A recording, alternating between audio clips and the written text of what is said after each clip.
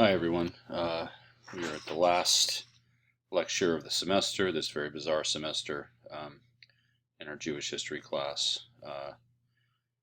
And today we're going to be finishing up our discussion of the modern state of Israel and specifically the Israeli-Palestinian conflict. And when we last left this off, we talked about the Lebanon War of 1982 and the protracted rounds of violence that resulted from that and from other things. There's a lot of kind of baiting of the Israelis baiting the Palestinians, Palestinians baiting the Israelis into renewed conflict. And that baiting and retaliation process is something that has really kind of marked, we might say marred, Israeli history over the last 2.5 decades, or I guess now 3 decades, right?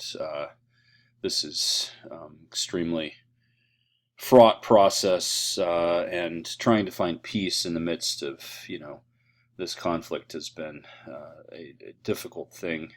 Moments of attempted breakthrough have been interspersed with rounds of renewed violence. And so that's largely the story we're going to be looking at here. After a power-sharing arrangement in the mid-'80s between Labor and Likud ended in 1986, Likud won a victory in the elections of 1986, and Yitzhak Shamir, who was a hardliner, he had previously been part of the Israeli militant group called the Stern Gang, or the Lehi in Hebrew.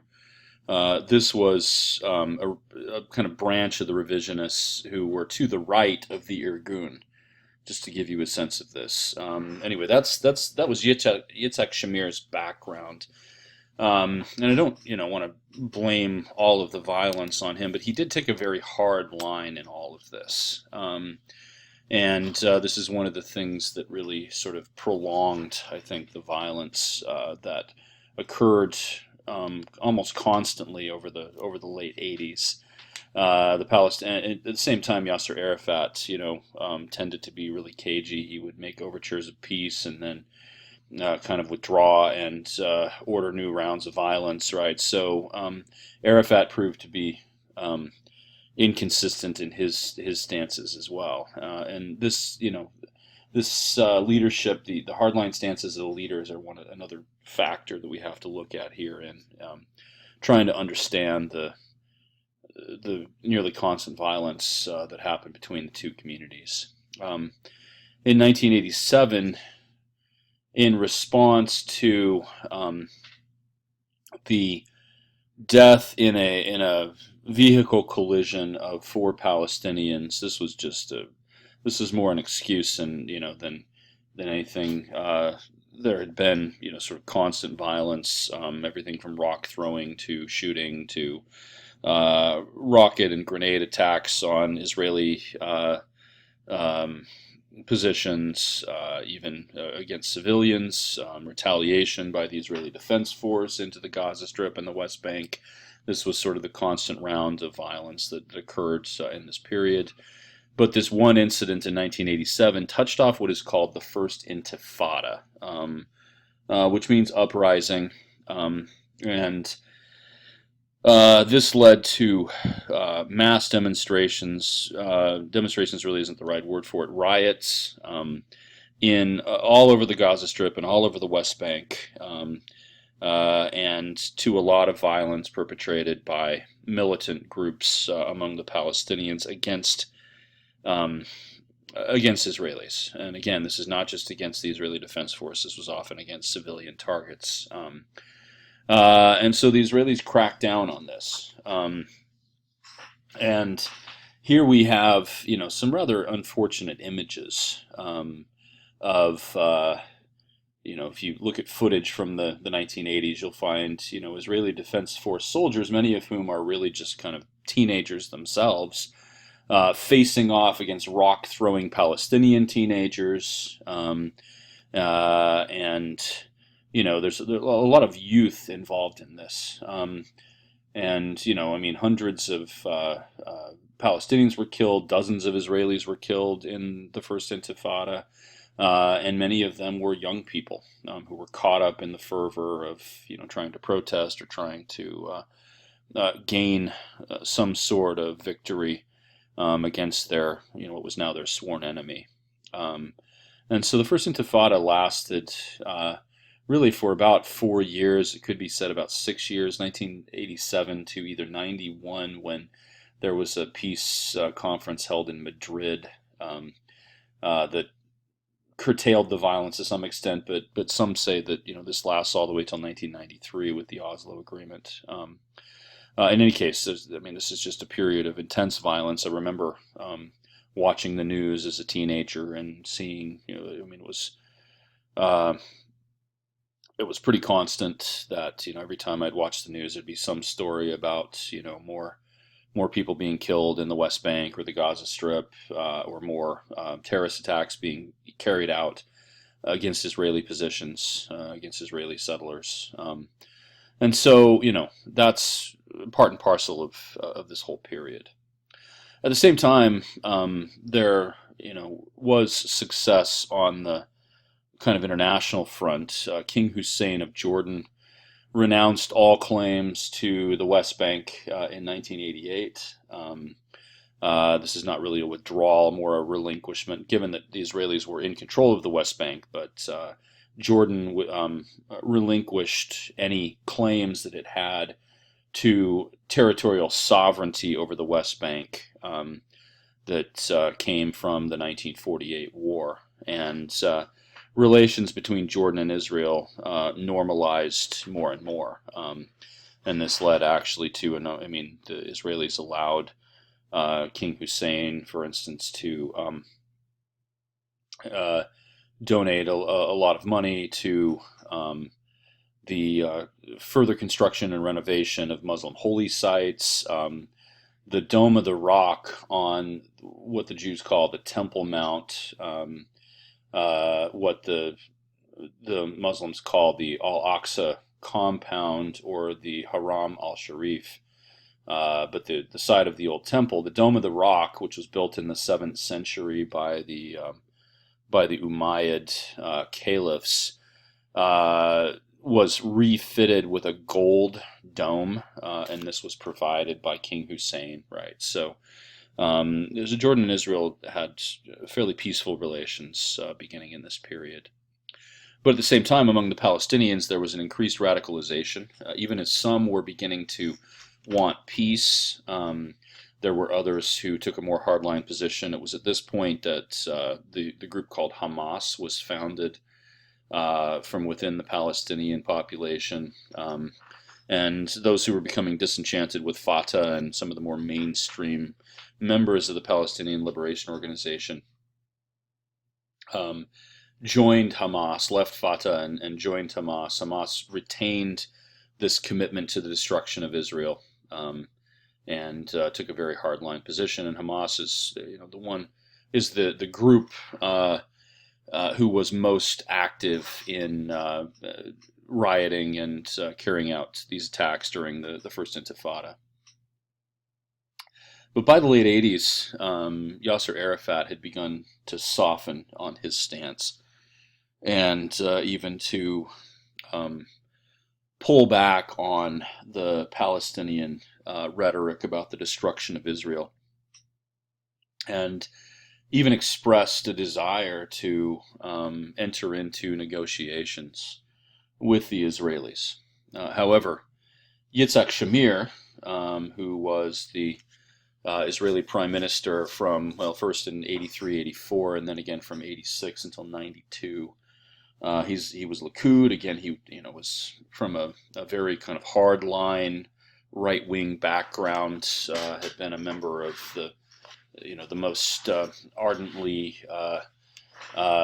rigid militant group in the early history of Israel. He took a very hardline stance and refused absolutely to meet with Arafat, to engage the PLO, And in particular, he was a great defender and even a supporter of the growth of Israeli settlements in the occupied territories. Um, and so the picture at the top left of the slide here is of a Jewish settlement in the West Bank. This one is called Har Homa. It's just outside of Jerusalem. And this picture gives somewhat of a sense of the position of these settlements, right? It's not like the Jews were going into the West Bank or into the Gaza Strip and trying to build little villages or something like that. These were constructions often with fortified defenses. You can see the wall. If you got closer, you would see things like razor wire and probably armed guard positions, complete with machine guns. And then, to the just underneath it, down the hill, are the more organic, habitations of the Palestinians in the West Bank. Whereas Har Homa is sort of this fortified position on the hill, right? It's very easy to see Har Homa from, if you sort of take the road from Jerusalem to Bethlehem. You can't miss the thing. It's this massive, imposing thing on the to the east of that road. But this is what settlements are, and the issue of settlements becomes really I think it could be said the most important issue in the fraught relationship between Israelis and Palestinians. And by settlements, we really mean illegal settlements. The occupied territories were supposed to be Palestinian territory. At least Israel agreed to acknowledge this at various times, and we're going to see with Oslo in a minute here that they acknowledge the sovereignty of the Palestinians within the West Bank. But the building and expansion of settlements continues through all of that to the point where, both the Palestinians and the Israelis refuse to compromise on that issue alone. And this really begins, this whole debate over settlements begins with Yitzhak Shamir, who did take a very hardline position and supported the growth of these settlements. More and more Israelis were moving into the West Bank. Tens of thousands of them, in fact, were forming these settlements and really setting up these fortified, armed enclaves within Palestinian territory. So you can see potentially why the Palestinians would be upset by this, but also why the Israelis felt they had to protect their people who were, trying to make a life for themselves there. When Yitzhak Rabin, the leader of the Labor Party, was elected as prime minister in 1992, this proved to be to open up a new chapter in the history of Israeli-Palestinian relations. Yitzhak Rabin was far more open, far more willing to enter into talks with the Palestinians. Already there had been some movement here due to the pressure placed on Israel and Palestine by the United States. And this is part and parcel of the end of the Cold War, the collapse of the Soviet Union, and the position taken by then President George H.W. Bush that the United States would be the protector of a new world order. This is the rhetoric that was used, would be, the sponsor of the growth of democracy all over the world, right? I mean, the end of the Cold War gave the United States and its allies a great deal of confidence. And so one of the areas where, starting with Bush, but later presidents as well, began to focus was on the Israel-Palestine question. And Bush sent his senior advisors to try to sponsor talks. Other countries, especially Western European countries, got involved in this. And there were meetings held in different places: Madrid in 1991, Washington 1992. But the breakthrough came somewhat surprisingly and largely without American supervision, as Israeli governmental agents and Palestinian representatives met secretly in Oslo, Norway, in 1992 and 1993. And it was at these secret meetings in Oslo that they worked out a kind of compromise. This came to light. President Bill Clinton sponsored a summit between Rabin and Arafat in 1993, September 1993, where the two of them came essentially with a document that laid out the principles that were agreed upon in the Oslo talks. This is called the Oslo Accord, and they signed this. And this was reminiscent of, the agreement that had taken place between Menachem Begin and Anwar Sadat in 1978, though this time not between a proxy for the Palestinians, but and Israel, but instead between the acknowledged leader of the Palestinians and the Israeli Prime Minister directly, right? And this picture of Yitzhak Rabin shaking Yasser Arafat's hand with Bill Clinton standing behind them is, one of the more indelible images from that whole period. So under the Declaration of Principles, the Palestinians would create this government called the Palestinian Authority.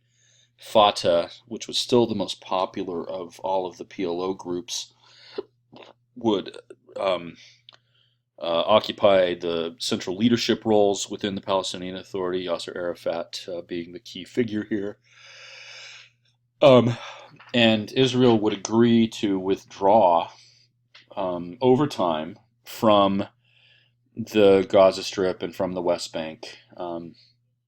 But under Oslo, they left some of the thorniest issues unanswered or undealt with. Specifically, what would happen to the Israelis or the Jewish settlements within these territories, within the Palestinian territories, and what would become of Jerusalem. Because both nations, both the Israelis and the Palestinians, claimed Jerusalem, and we don't mean just a part of Jerusalem, the entirety of Jerusalem as their capital. And so, to divide that city up would mean dividing up, something that was absolutely central to the identities of both people. They kicked that can down the road, so to speak. They left that issue for future negotiations. And these are the two issues that proved to be the undoing, ultimately, of the Oslo Accords, or the partial undoing.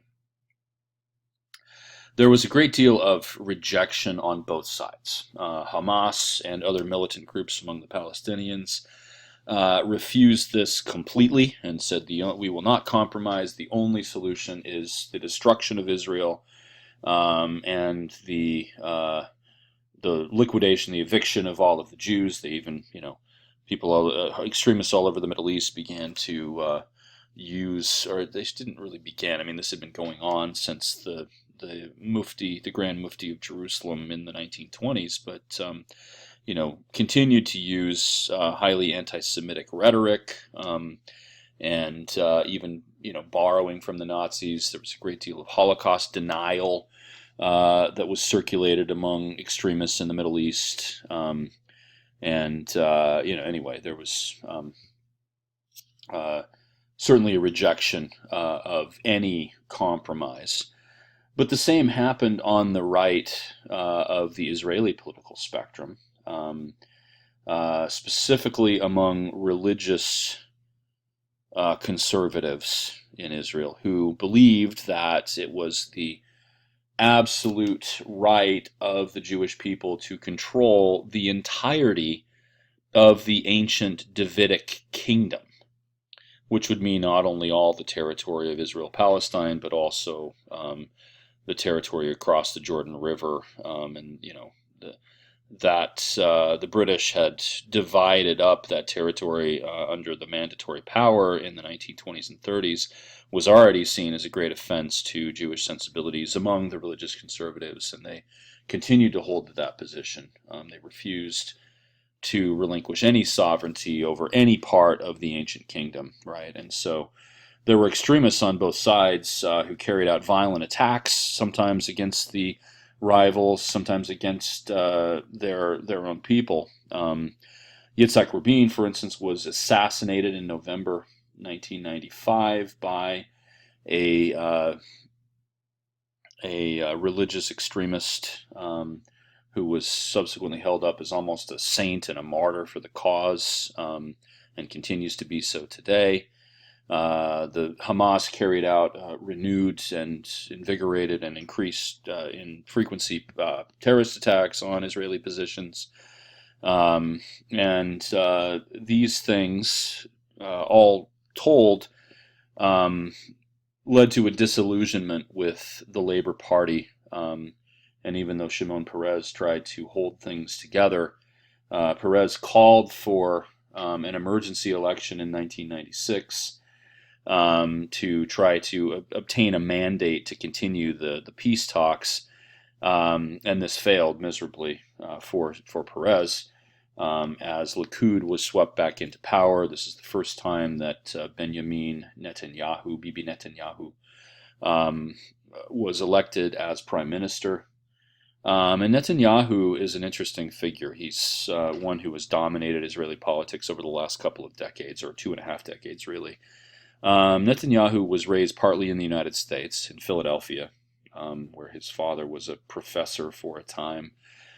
He speaks perfect English, actually speaks it with a pronounced Philadelphia accent. So he's very comfortable in American circles, unlike some of his fellow Israeli political leaders who have spoken Hebrew their entire lives and really don't speak English very well. There was a sharp contrast, for instance, between Netanyahu and the other main Likud leader of the time, Ariel Sharon, who I'll talk about in just a minute here, who didn't speak English very well, right? So Netanyahu is someone who has been able to charm Americans pretty well. He has a master's degree from MIT. Did his university training largely in the United States, interspersed with time in Israel. And so, that's one thing that Netanyahu has used to great effect, but he also takes a very hardline position on things. Netanyahu has become Mr. Security in Israeli political circles. He is the one who has represented the interests of the people for whom security is the number one issue, right? And that was what swept him into power in 1996, and largely what has allowed him to come back into the prime minister seat over and over again, to the point where he is now the second longest ruling prime minister. Ruling is not the right word. The one who has held the position of prime minister for the second longest time, next to David Ben-Gurion. Anyway, he put a freeze on most of these peace talks, claiming that Israel needed to secure itself before it could think about entering into further talks with the Palestinians. And Netanyahu continued to support the building and expansion of settlements, even though he claimed to put a freeze on this. The existing settlements continued to expand, and more people moved. More and more Jews, I should say, moved into the West Bank and into the Gaza Strip. Mostly the West Bank. Okay. Now, Netanyahu and Likud lost an election in 1999, and a new Labor Prime Minister, Ehud Barak, took power. But by this point, the good feeling of Oslo had really kind of waned. And Barak tried to enter into new peace talks. And the Palestinians now were much more skeptical of Israeli sincerity in this. There was, on the Israeli side, there were more and more people who were worried about security, and were in more hardline positions had become almost mainstream at this point. And so these peace talks failed. I remember when I think I was just finishing my undergraduate degree, or maybe I was newly in grad school, but I was very involved in the study of Jewish history and talking about the situation in Israel. And I remember someone who was very kind of pro-Israel saying, "Well, Israel just offered the Palestinians everything except for all of Jerusalem, and they refused to take it." And I'm not sure exactly how accurate that was. But in any case, the issue of the settlements and the issue of Jerusalem continued to bedevil any final solution to this. And Arafat himself became somewhat intransigent and difficult to work with in this period too. And all of this produced a new round of violence beginning in September of 2000. And what touched this off is, again, a somewhat symbolic thing. The Likud leader Ariel Sharon, in September of 2000, made a visit to the Temple Mount. Now, why would this touch off new violence? Well, if you recall, Ariel Sharon had been the defense minister during the Lebanon War in 1982.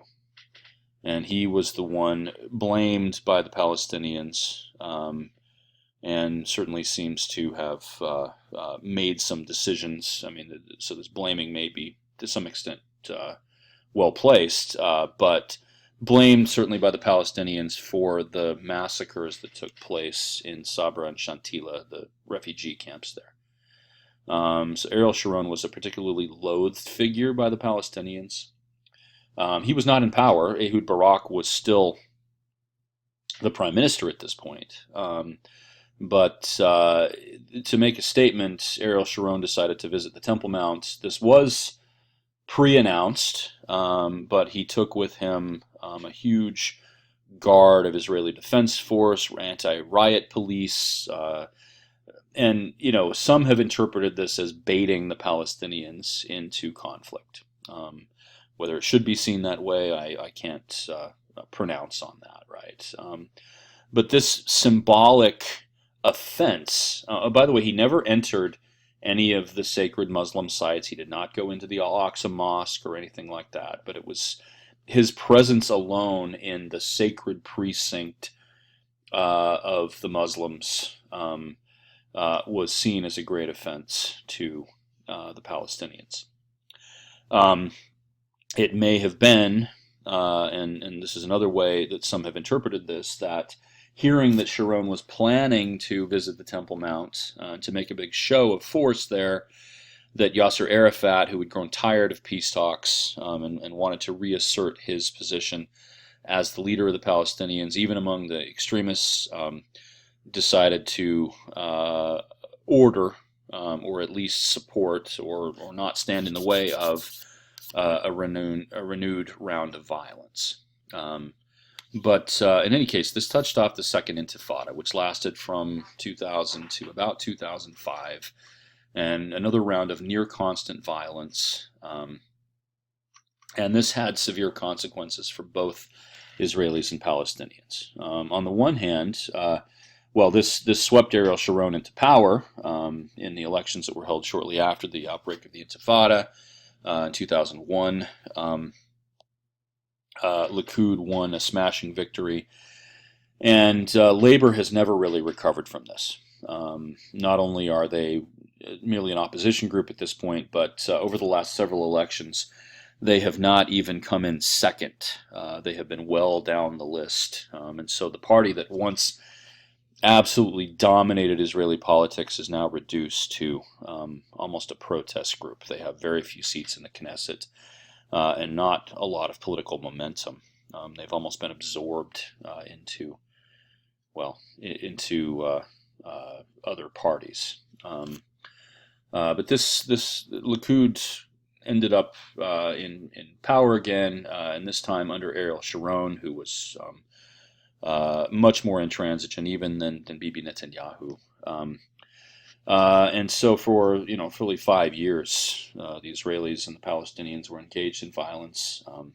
It would go something like this: the Hamas or another Islamic extremist group would shoot rocket-propelled grenades into southern Israel from the Gaza Strip, or attack a Jewish settlement in the West Bank, or something like that. Kill a few Israelis.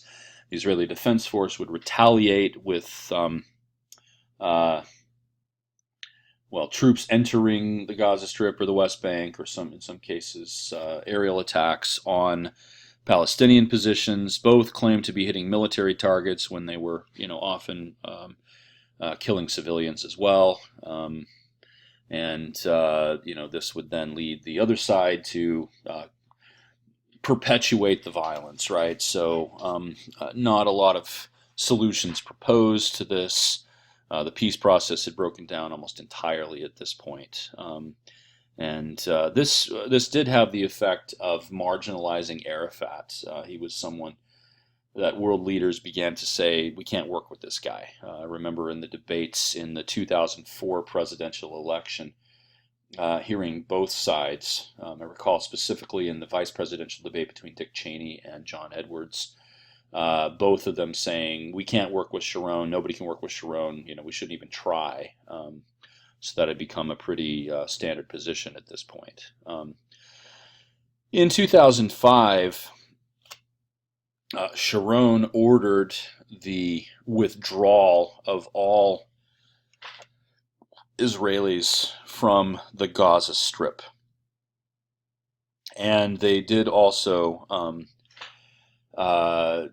order the abandonment of some settlements in the West Bank, but only a few of them, not all of them. The ones that were closest to Israeli territory, they kept in place. And this led to the often forcible eviction by the Israeli Defense Force of Jewish settlers in these places. And as they left, they completely dismantled, tore down all of the buildings, the apartment complexes, and other things that had been built over the decades. This was interpreted by the Palestinians, by the way, as an act of cruelty. These buildings could have been used to house the poor people, the poor Palestinians who didn't have any places to live or didn't have secure housing. But Sharon said, well, we're not going to, allow the Palestinians to take over what we have built. But this was a complete withdrawal from the Gaza Strip, which became, and this was part and parcel of an Israeli position to marginalize and to isolate the Gaza Strip, which fell into the hands of Hamas largely, and became even more a breeding ground for extremism and militancy. At the same time, Israel, vis-a-vis the West Bank, they began to construct a border wall around the West Bank, ostensibly for security. But this became extremely controversial for a number of reasons. First of all, they didn't always build the wall in land that was agreed as a border.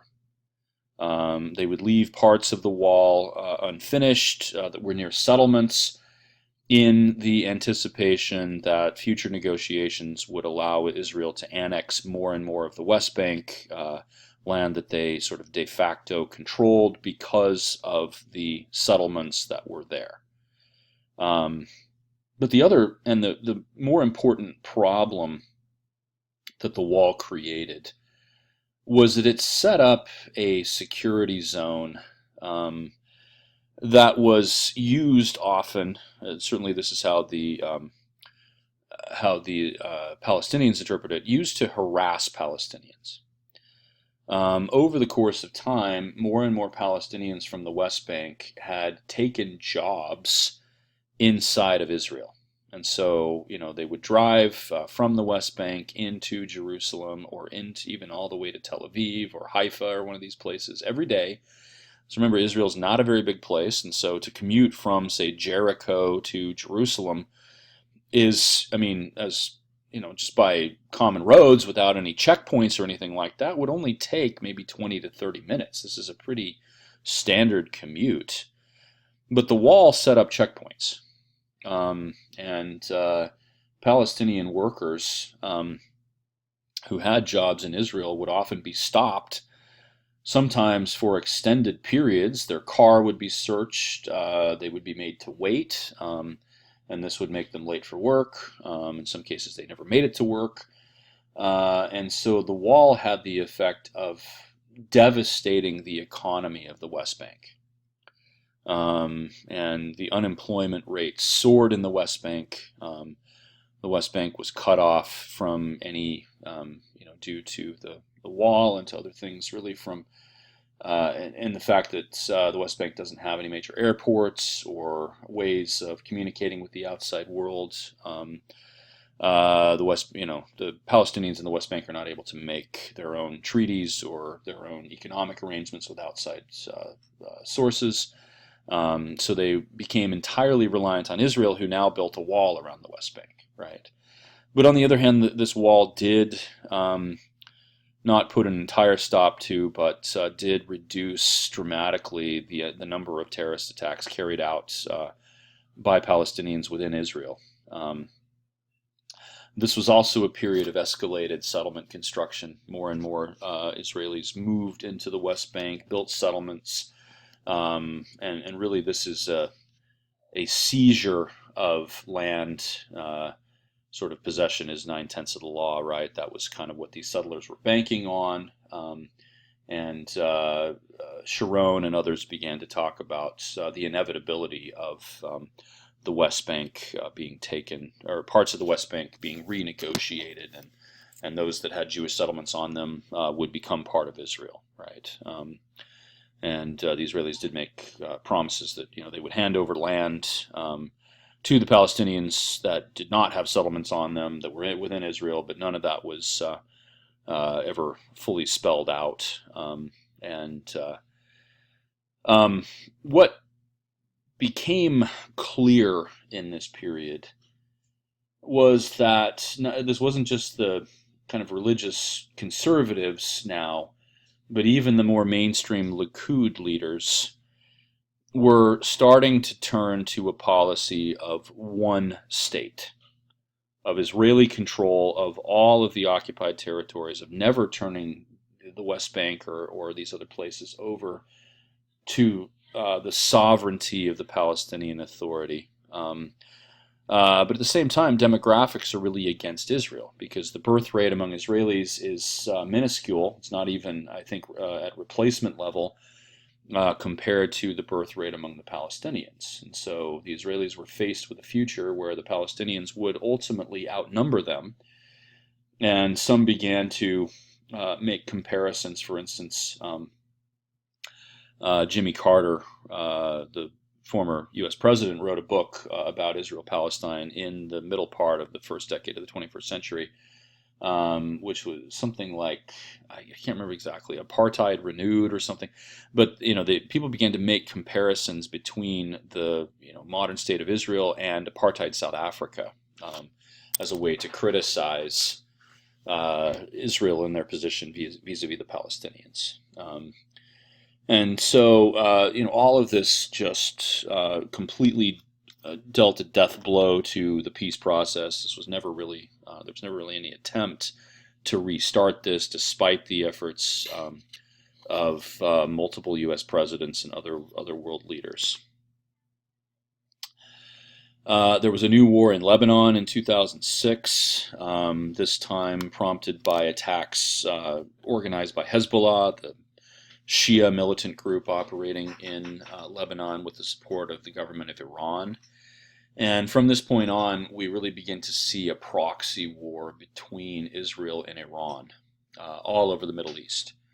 And this happens, in the Syrian civil war later on, which is still ongoing, that the Iranians were, sponsoring Shia groups trying to overthrow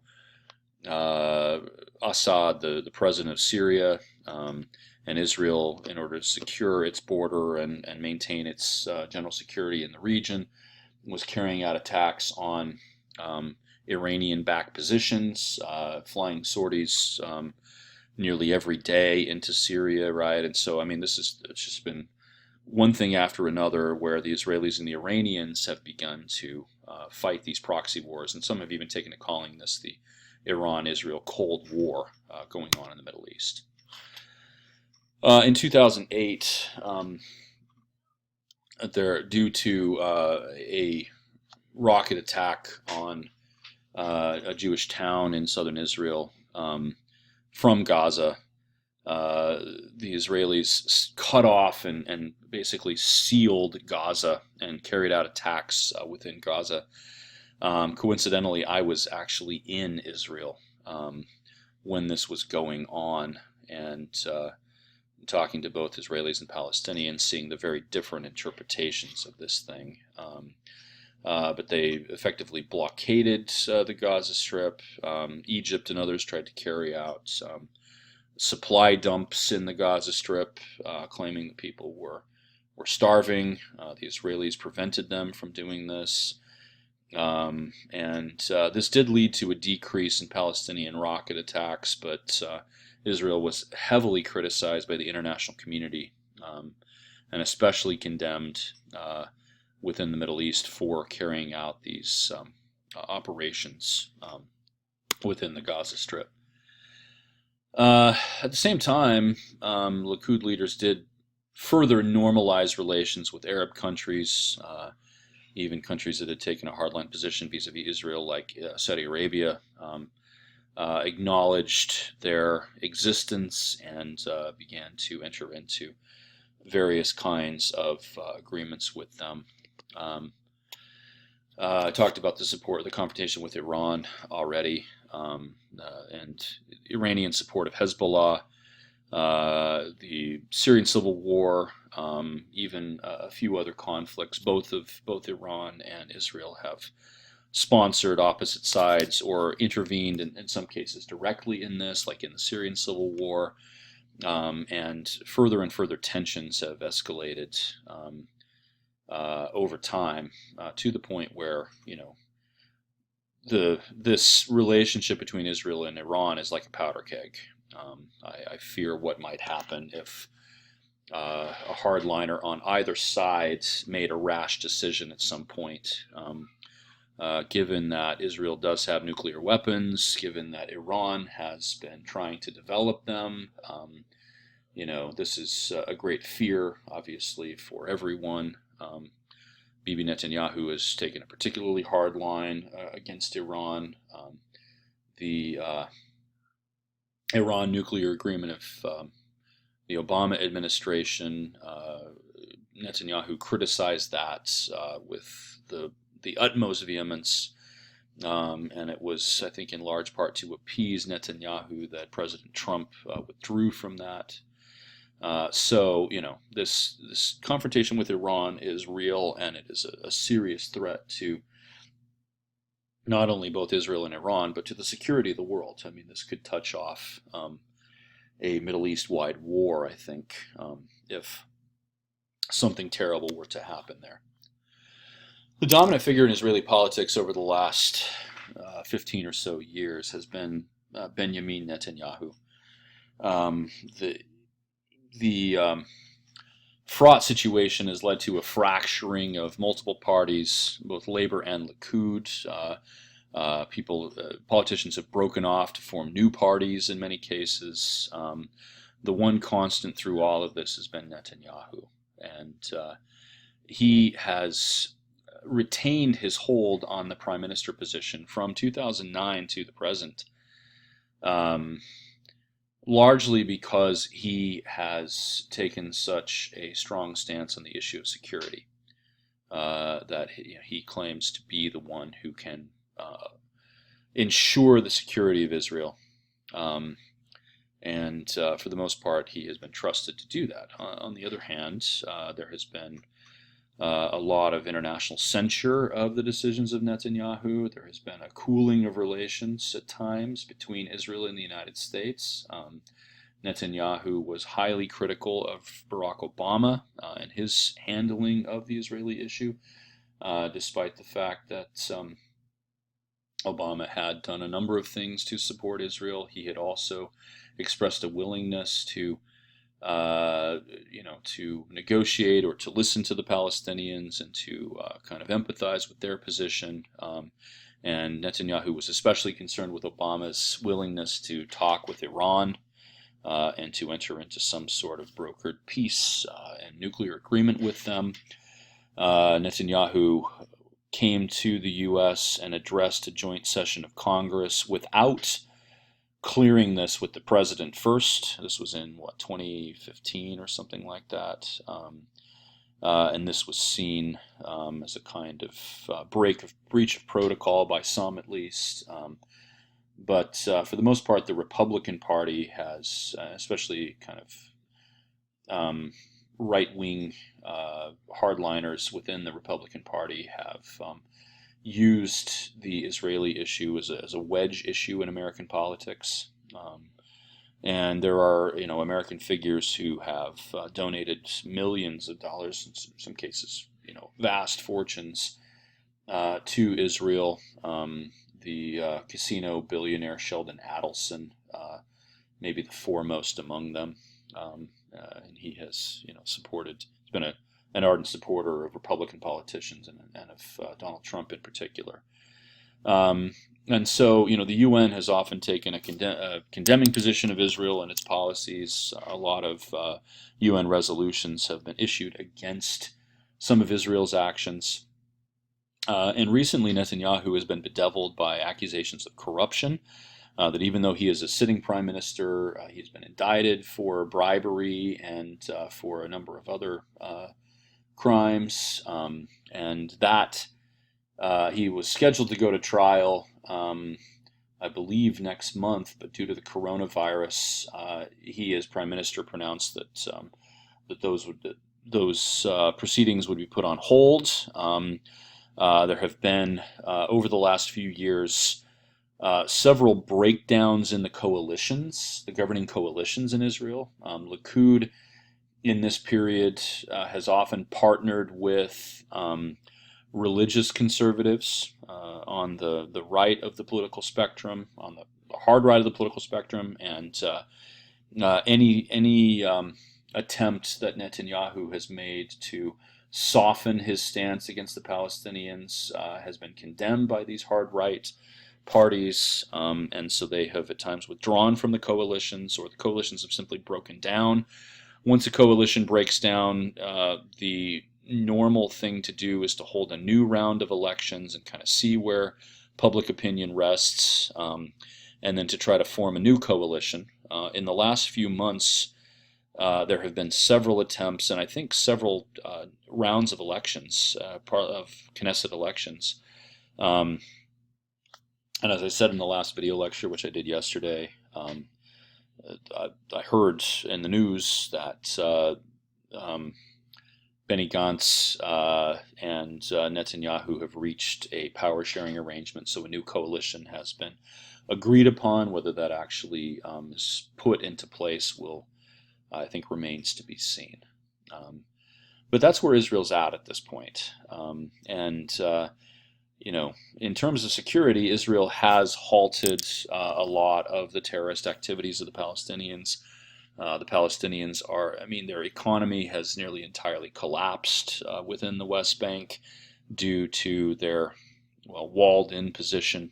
The wall has been largely completed, but Jewish settlements have continued to grow, and in some cases new settlements have been set up, supported by Netanyahu's government, and these remain the sticking points in any attempt to try to find common ground between Palestinians and Israelis.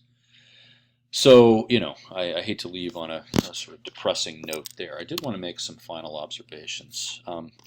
First of all, I hope you've enjoyed this class. I know we've been terribly disrupted over the last month and a half by this pandemic. I hope that my delivery of content has been at least somewhat helpful, that you have been able to endure these lectures that are often rambling. One observation I would make is that the Jews have come to some extent full circle, right? Our course began with the ancient kingdom of Israel and its place vis-a-vis the other powers in the world, and it ends with the state of Israel, an independent Jewish nation, self-governing, sovereign, and in its own way, really quite powerful and stable as a democracy, but surrounded by those who criticize it and in some cases even attack it. And Israel as an independent operator existing within a world where it has to broker its place between various competing powers. So the full circle nature of Jewish history is one thing that occurs to me. Another observation I'd make about Jewish history generally is that it coincides with what we might call world history. That the history of the Jews weaves in and out of all of the major themes of world history, that this people who have only ever constituted a small minority of any population have had an outsized influence on world history. We have not dealt with some chapters of the Jewish story that are very interesting. The place of Jews in Africa, the fact that there are many Jews in East Asia, in China, for instance, right? That we haven't talked about any of that. Our story has been largely focused on Jews in the Middle East and in the West, whether that's Europe or the United States, and that's where the majority of Jews have been. But there have been, there are Jews, there have been Jews in many other places in the world, and that's something that should not be ignored. But even if we only focus on these, the major themes of world history are really the themes of Jewish history, right? I hope that this course has been eye-opening to you. I hope that you will see that, for instance, with the issue of Israel and Palestine, that there are no easy fixes to something like this, that there are multiple sides to this issue. I've tried to be a bit balanced here and not, entirely praising one side and criticizing the other. I think that both sides are open for both praise and criticism. I certainly think that the history of the Jews is, to some extent, one of tragedy, and it's nice to see that the Jews have been able to establish a place for themselves to reinvigorate Judaism as a tradition in the state of Israel, to recapture something that was lost in the Holocaust, that I think is a story of triumph, and one that I think is quite compelling. Anyway, if you have questions or want to make further comments about any of this, feel free to do that on discussion boards. Otherwise, I wish you the best for completing the semester and for your future endeavors. Thank you.